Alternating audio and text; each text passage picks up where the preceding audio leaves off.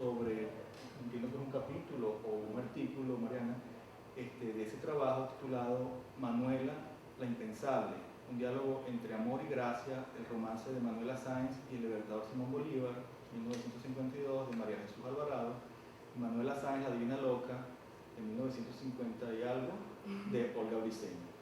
Entonces, la idea del coloquio es que la profesora Suárez pues va a hacer una especie de síntesis de este trabajo y nos va a conversar sobre el modo en que se inscribe dentro del proyecto mayor en el que ella está actualmente trabajando, y luego, pues, con todo el público presente, pues conversaremos con la profesora Suárez sobre los resultados de su investigación hasta ahora.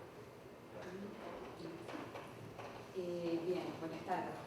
El trabajo comienza, o este trabajo tiene origen en algunas investigaciones anteriores en los que trato de aproximarme a una generación de intelectuales latinoamericanas, de mujeres intelectuales latinoamericanas que estuvieron o que trabajaron, publicaron y realizaron su participación activa en sociedad en el segundo tercio del siglo XX. Me interesa mucho en particular ese periodo porque es el momento en el que se adquiere la ciudadanía, quizás no en toda su plenitud en América Latina, pero es cuando las mujeres comienzan a adquirir derechos civiles dentro de cada uno de sus países.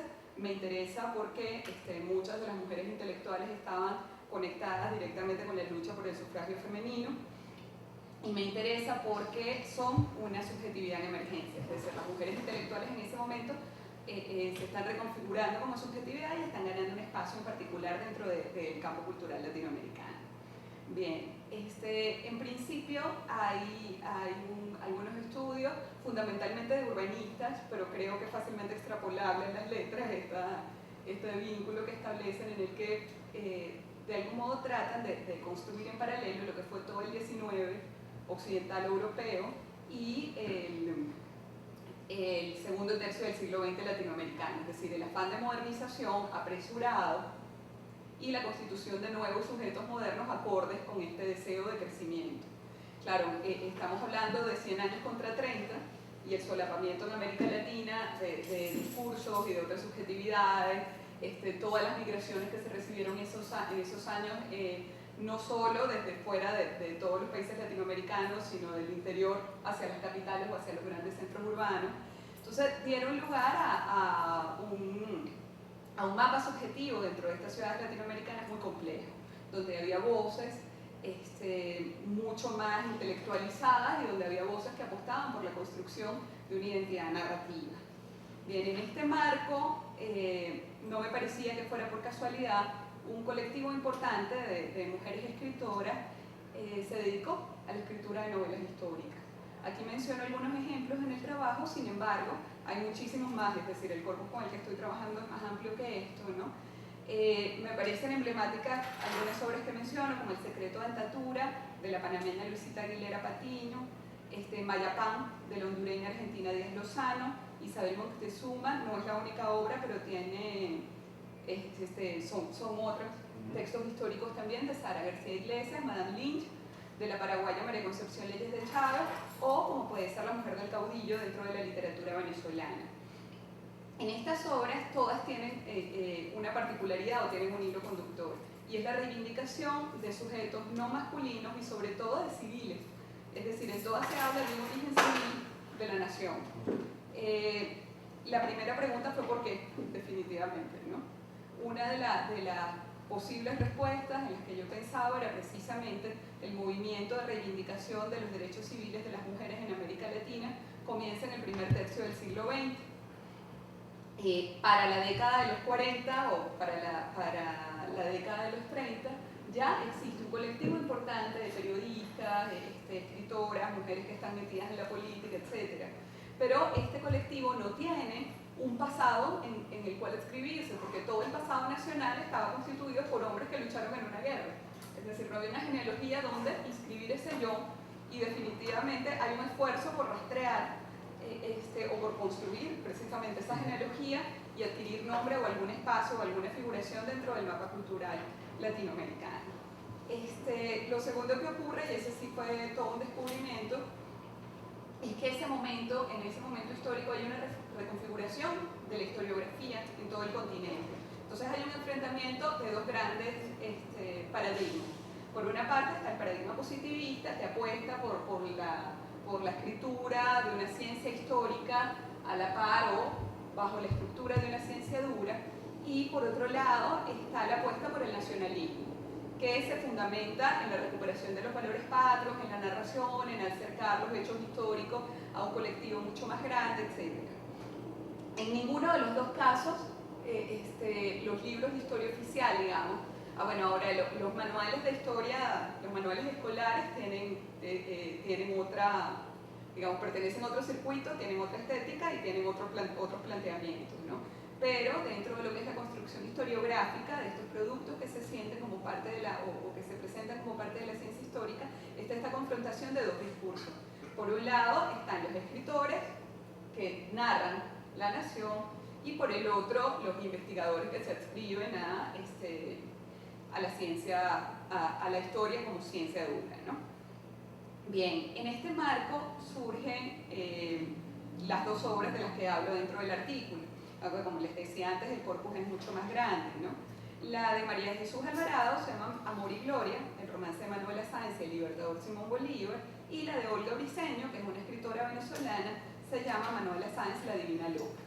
Es muy interesante que si bien en las dos se recupera el vínculo amoroso o emocional que unió a Bolívar con Manuela, el centro o el foco narrativo es Manuela Sáenz, es decir, es la reconstrucción de la guerra de independencia a partir de los viajes épicos, fundacionales, etcétera, que llevó a cabo Manuela como figura. En principio, uno de los puntos que me parecía sumamente interesante al tratar de contrastar estas dos historias es que las escritoras son dos perfiles o tienen dos perfiles intelectuales completamente diferentes. María Jesús Alvarado es una mujer considerada en el Perú, incluso ahora, en este momento histórico. Por ejemplo, en el Día de la Mujer de hace 2 años, del 2010, se desplegó una pancarta grandísima en el centro de Lima con frases de María Jesús Alvarado y una gran unidad educativa que lleva su nombre. Una de las salas del Centro de la Mujer Peruana Flora Tristán, una de las salas de la biblioteca, tiene el nombre de María Jesús Alvarado. Es considerada en muchos círculos la fundadora del feminismo latinoamericano, del feminismo peruano. Sin embargo, es una autora poco o nada estudiada dentro de la academia, ¿no? Es decir, sus textos no han sido reeditados, impresos. Tiene un lugar, digamos, dentro de la memoria peruana, pero no es una autora de gran circulación.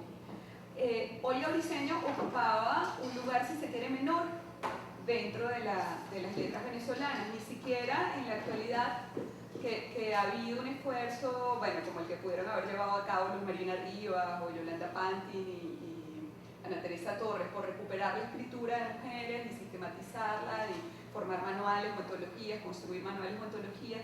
Ni siquiera en esos textos se menciona a Olga Briceño. Es una autora que pasó completamente desapercibida, y me parece muy interesante el hecho de que ella se haya dedicado a escribir todas sus obras. Las 4 obras son de corte histórico. Recupera la figura de Bolívar, de Miranda, en cada uno de sus textos. Y bueno, no sé por qué no ha tenido ni la figuración en la historiografía oficial de la literatura venezolana, ni tampoco en estos esfuerzos de reconstrucción.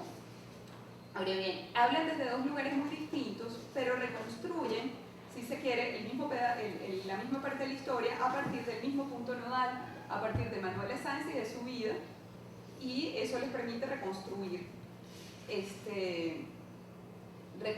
la guerra de independencia. Me parece sumamente interesante también que en los dos textos hay prólogos y están construidos, es decir, ellas escogen como referentes intelectuales dos figuras que ocupan también espacios muy distintos dentro del campo cultural. Mientras que María Jesús Alvarado se acompaña, o su texto va presentado con la firma de Enrique Gamio, que es un historiador que hablaba de la limpieza de la raza y de la fundación de una nueva nación, ¿no? y todo esto.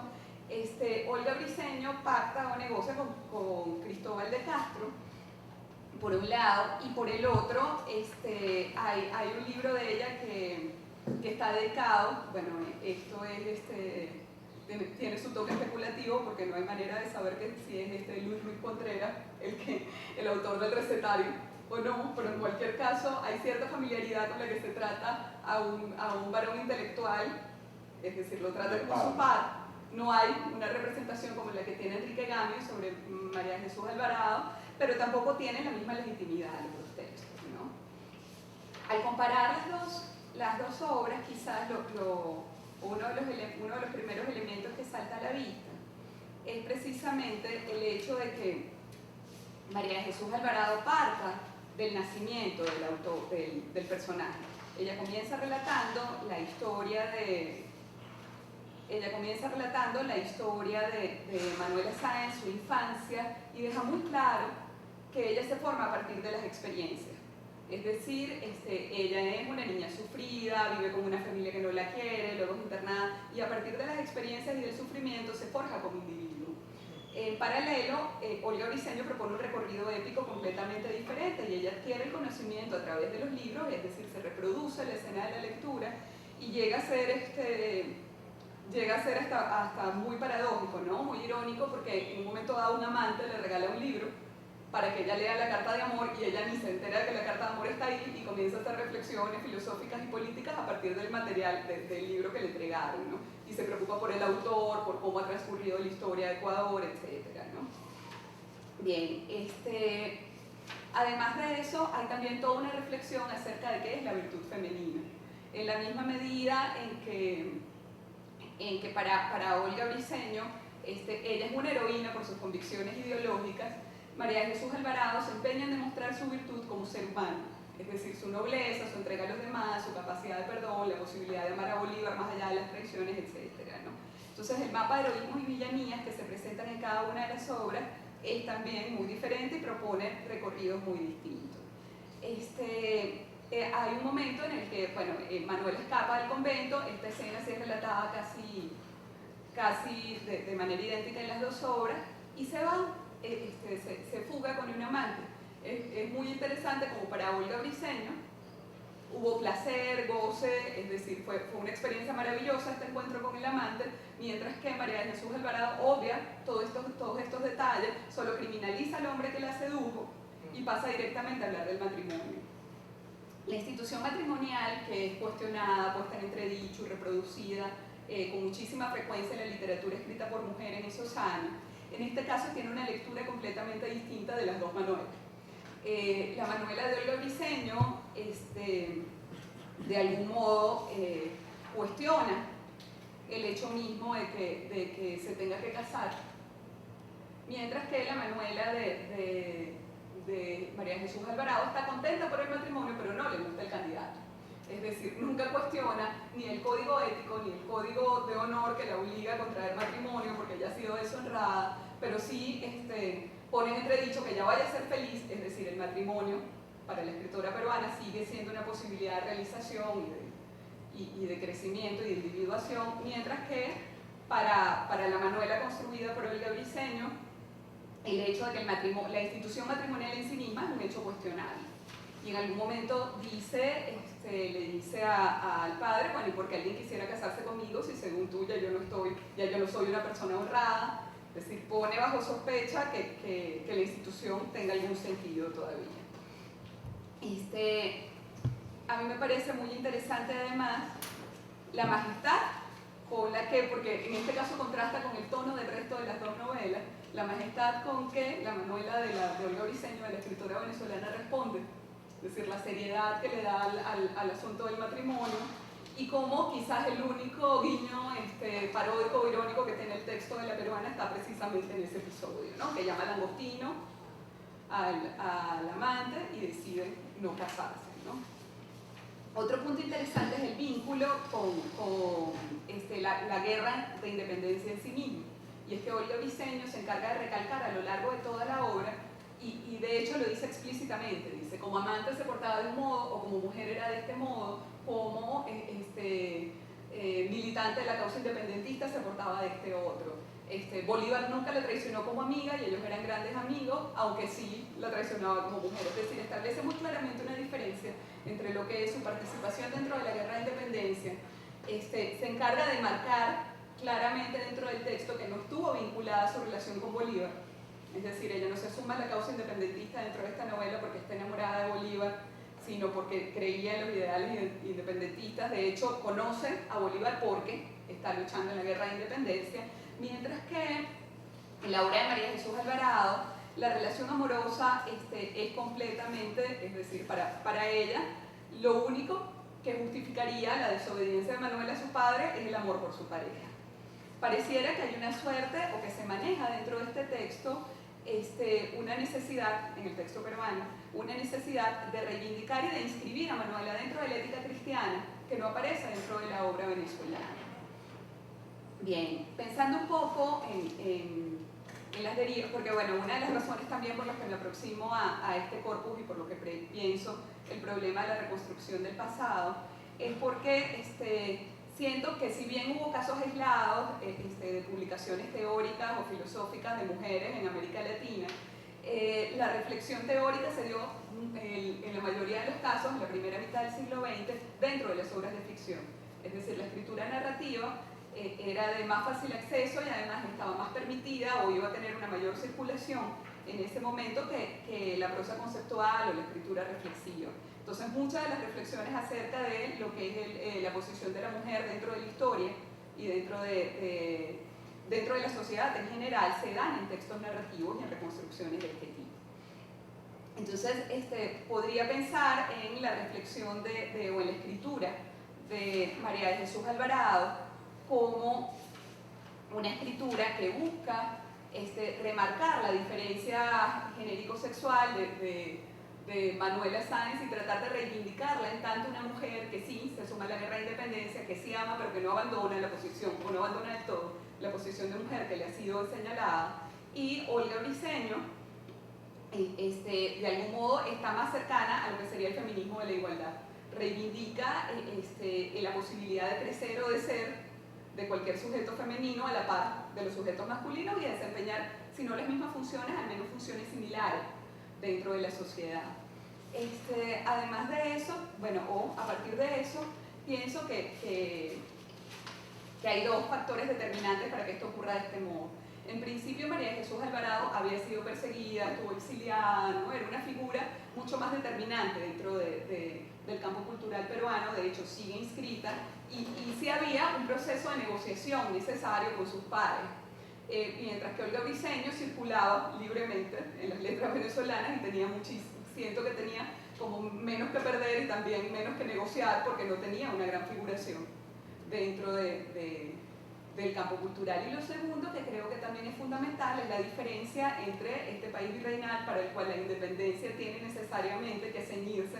Es decir, no puede haber una traición o un desapego completo a la tradición virreinal bueno, tradición virreinal muy cercana al catolicismo y a toda esta institución, mientras que, bueno, Olga Briceño, dentro de las letras venezolanas y en un estado que trataba de hacerse cada vez más laico, se desapega con más facilidad de esos modelos conductuales. Bueno, muchas gracias. No sé si... Gracias. Bueno, ahora entonces quedaría abierta la posibilidad para comentarios, observaciones, preguntas. ¿Puedo hacer un paréntesis primero? No. A lo mejor ustedes hablaron antes, No. pero ¿por qué se perdió la oportunidad de que más gente oyera esto? No se podía de repente pasar para otro día. Es que mucha gente expresó que tenía problemas, ¿no? Cecilia tenía un problema con la hija que está enferma y Laila no podía llegar. Bueno, sí, lo que quería decir que es una lástima, pues que de repente hubiera sido chévere pasar los Digamos, días. la idea es fijar días y que la gente se vaya acostumbrando. Claro. Poco a poco iremos viendo. A veces hay días en que hay una conjunción de En todas problemas, ¿no? partes hay un público selecto. No, a mí no me escribió nadie me dijo que No te lo dijeron, sí. Nosotros supimos allá porque vinimos a la universidad y estuvimos como preguntando cómo nos encontrábamos aquí hoy. Está en YouTube diciendo eso. Okay. Yo, bueno, me gustó mucho, se lee muy bien. Después te paso una cantidad de comitas que faltan, acentos, Sí, en una pose sana en vez de science, cositas que a uno se le pasa. Pero tengo varias preguntas, legítimas preguntas, es decir, cosas que no sé bien, ¿no? Tú hablas mucho en términos del segundo tercio del siglo y veo que divide efectivamente el 33 al 66, un tercio matemático del siglo. ¿Hay alguna razón para esas fechas exactas? No creo que sea coincidencial, ¿no? Pero el movimiento de mujeres en toda América Latina, de hecho, el derecho al voto se consigue en los años 50, en todas partes menos en Ecuador. En Ecuador hubo una circunstancia particular, pero en Sudamérica en particular, esos fueron los años de reivindicación. La segunda ola del feminismo, que llega tarde a América Latina, como casi todo, repercute precisamente en esa búsqueda de los derechos civiles. Y se da paralelamente, y creo que eso por supuesto, se solapa con todos estos gobiernos pro modernización, todos los gobiernos desarrollistas que se dieron en la región durante esos años. Entonces creo que por eso es interesante particularmente el perfil de la mujer intelectual en esos años.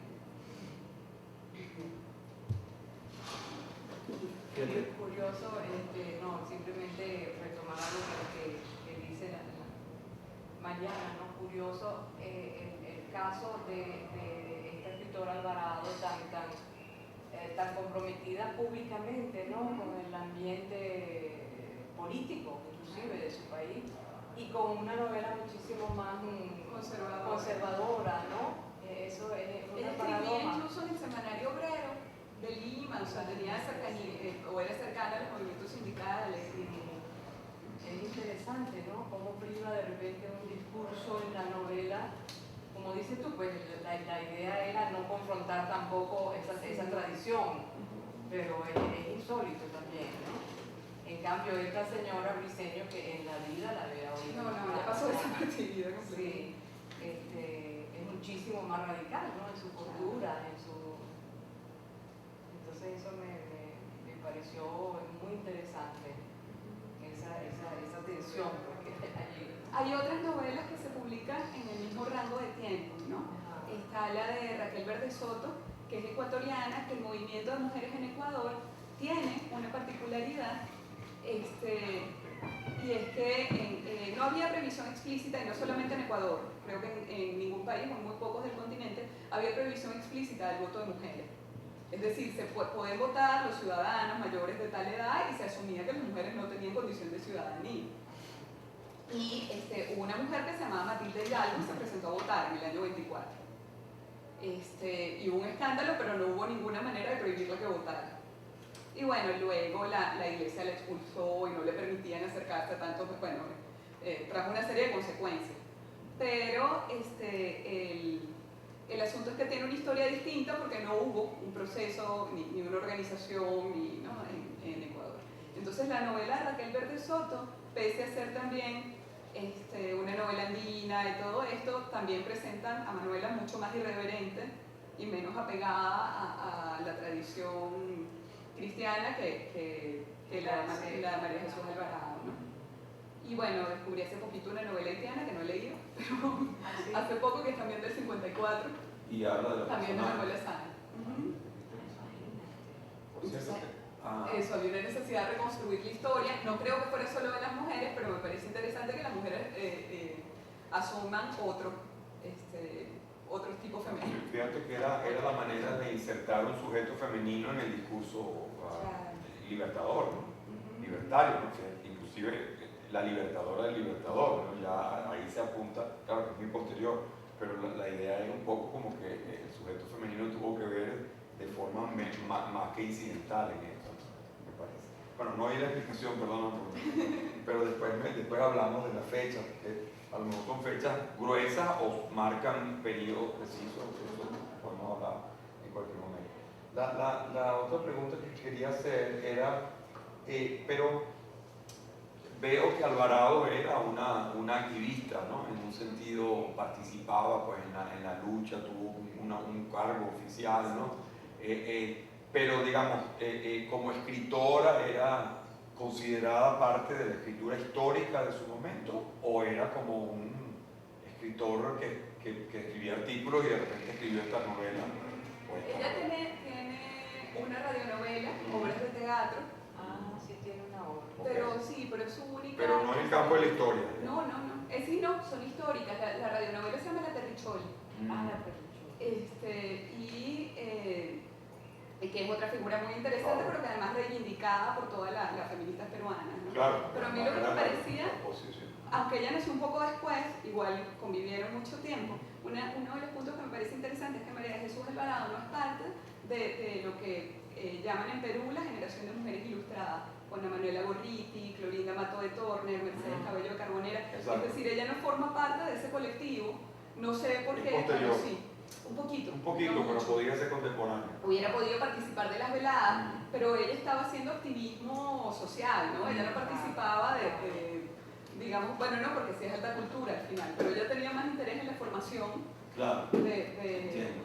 Sí, bueno, tenía su grupo de mujeres obreras. No, y el discurso que tú pones allí, donde ella obviamente está hablando de la formación para la transformación de la inserción del sujeto femenino, ¿no?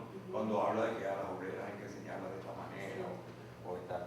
Pero mi pregunta iba por el lado, claro que ya hoy en día esas fronteras están borradas, pero en el momento no. Ese libro se recibió como un libro histórico, como una reconstrucción histórica o como una novela. No, como una novela. Bueno, el comentario de Enrique Gamio, incluso el de Ladi Rojas Benavente, que es una profesora de ahora, también lo comenta como una novela. Una novela histórica, ok. Y lo mismo con Briceño. Bueno, Briceño No, ni que ella siquiera no tiene recepción alguna.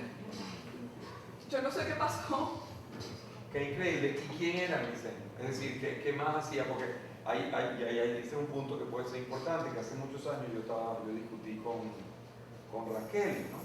Porque ella estaba trabajando el personaje de Connie Méndez. Ajá. Y entonces ella leía en la novela de Connie Méndez y entonces estaba hablando de que, bueno, Connie Méndez no tenía capital simbólico en el campo cultural, pero sí tenía en el campo social, muy fuerte. Entonces ella se permitía. Entonces yo le estaba diciendo a Raquel que a veces la libertad enorme de no estar en el campo intelectual, ¿verdad?, podía respaldada por una capital cultural que no fue, perdón, un capital que no fuera cultural sino social, por ejemplo, que era de una clase social adinerada o era gente conocida, como era el caso de Connie Méndez. Claro. Yo le decía, bueno, ella se permitía el desparpajo de escribir una novela como le daba la gana, no porque, digamos, estaba en el campo intelectual, no, sino porque tenía otro capital que le respaldaba para hacer esa barbaridad ahí y poder salirse y decir, bueno, dejo eso allí, ¿no? Entonces, no sé, has explorado un poquito más sobre el diseño y nada, no se sabe. Porque sería curioso, ¿no? Ver si es una persona... Me interesaba mucho además por los personajes de los que hablo. Claro, cuando son ella figuras patrias todas, sí. salvo... Cuando ella reconstruye a Sucre y a Bolívar y a Manuela Sáenz, yo digo, bueno, porque ella hablaba con esta propiedad, ¿no? Claro. Hay un trabajo de Polet, cuyo nombre no recuerdo, un trabajo de Polet Silva, en el que habla de cómo a las mujeres en el siglo XIX se les encargaba la escritura de los manuales de historia. Y me parecía interesante porque yo veía esto como quizás no una secuela inmediata, pero sí, una vinculación. Sí, esta labor de reescribir el pasado. Claro, en ese momento se le está enseñando a los niños la historia oficial. Supongo yo que no había mucho juego para la recuperación de otra figura.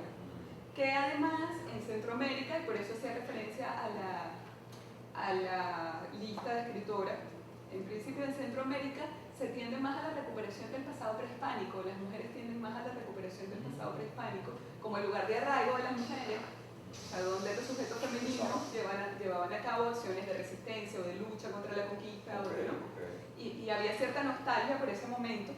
En cambio, en Sudamérica es más esto, la descripción de la mujer en ese momento que creo que sí unánimemente se reconoce como el momento de fundación. Y no hay diferencia entre Perú y Venezuela. Perú sigue teniendo una cultura prehispánica tan fuerte y Venezuela no hay diferencia. Pero la independencia era, bueno, al menos en esta época, ¿no? Y era bueno, el punto. Por eso también hablaba de las dos corrientes historiográficas. Hay sí una corriente, lo que se llama en este trabajo de historiografía de Joseph Tager, la corriente nacionalista, en la que se exaltan también a los guerreros que se enfrentaron a los conquistadores. Pero, por lo que se entiende en el libro de Joseph Tager, la idea es, eran grandes líderes indígenas, ahora es una cultura muy fuerte que se enfrentaron con los mejores conquistadores o con los más bárbaros y nació el hombre nuevo, ¿no? Y ese es el momento de nacimiento de la nación mestiza, que pareciera que es algo que atormenta a todos los sudamericanos, ¿no? Todos los imaginarios sudamericanos. sé, Yo preguntar tú algo. Sí, bueno, la primera pregunta es cómo llegas a ver el diseño, porque además entiendo que publicó en Washington, en Madrid, de hecho no hay vestigio de ella en la historiografía literaria venezolana, quizás en parte. Oye, y la segunda edición es la que sale en Es la que Río de Janeiro, ¿no? sí. Ajá, ¿cómo llegaste a ella? Si en la misma historiografía literaria no existe, fue revisando en otros espacios literarios que llegaste a ella. La primera pregunta es esa, ¿cómo llegaste a ella? Sí, además que hay otra cosa que me parece interesante y es que hay un artículo que cito también